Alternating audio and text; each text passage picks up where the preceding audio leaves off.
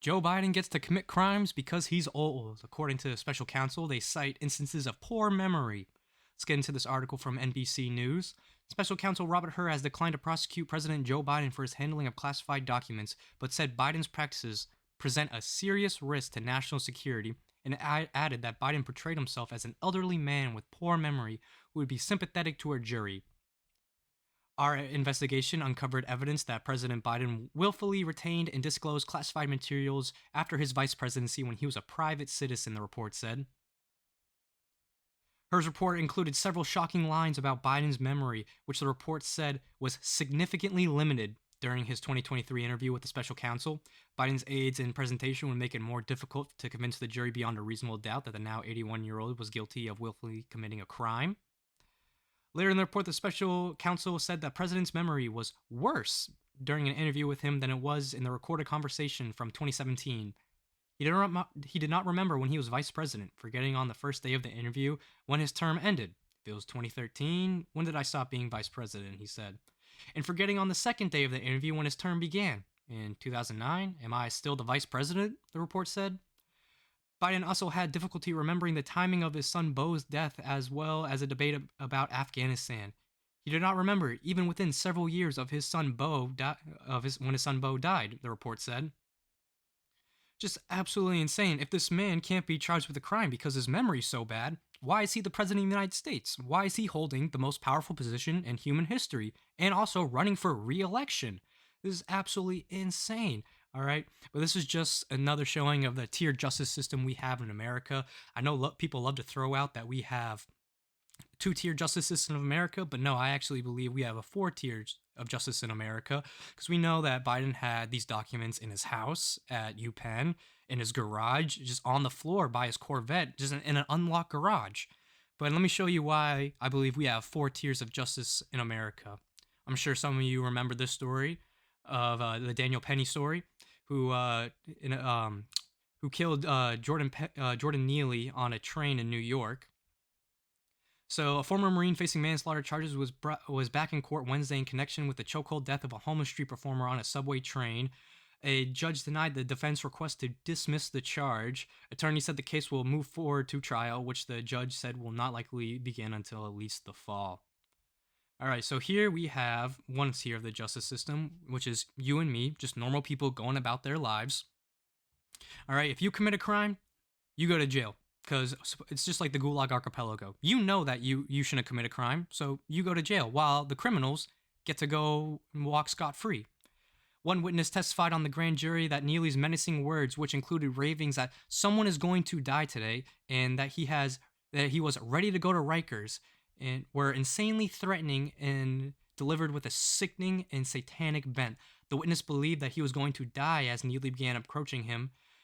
So we have this guy, Jordan Neely, who's been arrested 40 plus times for assault, for petty things too. All right, I believed he assaulted an elderly woman, but he was just allowed to remain on the streets, just terrorizing the population of people in New York. But I know some people will say that we need to he has special needs, so we need to be more sympathetic. Yes, I can understand that, all right? If somebody is deeply mentally disturbed, then we just can't leave them on the streets, all right? We need to give them help.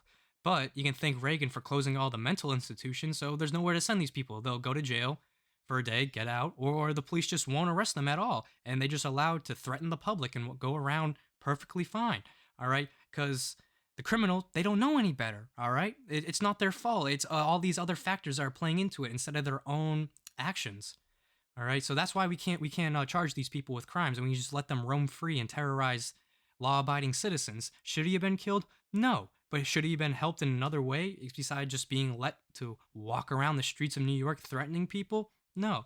That's why we need to get serious mental health help in America, all right? We need to reopen some of the asylums that were closed due to Reagan, all right? And I know when people hear that word, insane asylum or mental facility, they think of these horrible, horrible practices. But you got to think how far mental health and the mental health services we have come since those times. Obviously, we're not going to be locking people up in a padded room, all right? But some people need to be off the street, off the drugs, and in a safe environment where they can't hurt themselves and others and get the help they need, All right, we need to help these people find a place in society where they can help and contribute, and or at least just not walk around assaulting people and attacking them. All right, so there's the one justice. We have the normal people, where if you commit a crime, you go to jail. Then we have the second, which is the criminal, and they get to commit whatever crimes they want because they don't know any better.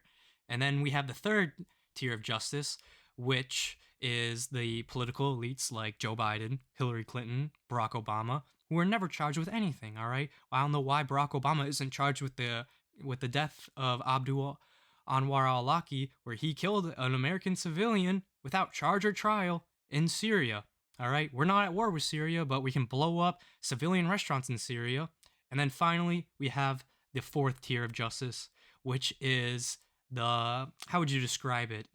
I guess the people they would like to exclude from polite society, people like Donald Trump, people like Julian Assange, where they don't get justice, and actually the justice system is used against them. Here's one report I have. I don't know if you guys remember Julian Assange, all right, and all the important stories he broke, but here with the story, under intense pressure to silence WikiLeaks, Secretary of State Hillary Clinton proposed a drone strike on Julian Assange. Well, there's just one problem. He was in the Ecuadorian embassy in the middle of London. That's where Hillary Clinton's mind goes to whenever she has a problem. Just drone strike them. Just kill them. Just silence them. Get them off the face of the planet. All right, even if they are in the middle of London. Just absolutely insane that Biden's not going to be brought up on these charges. All right, if we have evidence that he committed a crime, then let's go to trial and put him before a jury of his peers and see what happens. All right, we just don't not charge him because he's too old, especially if he's in the position that he's in, the president of the United States.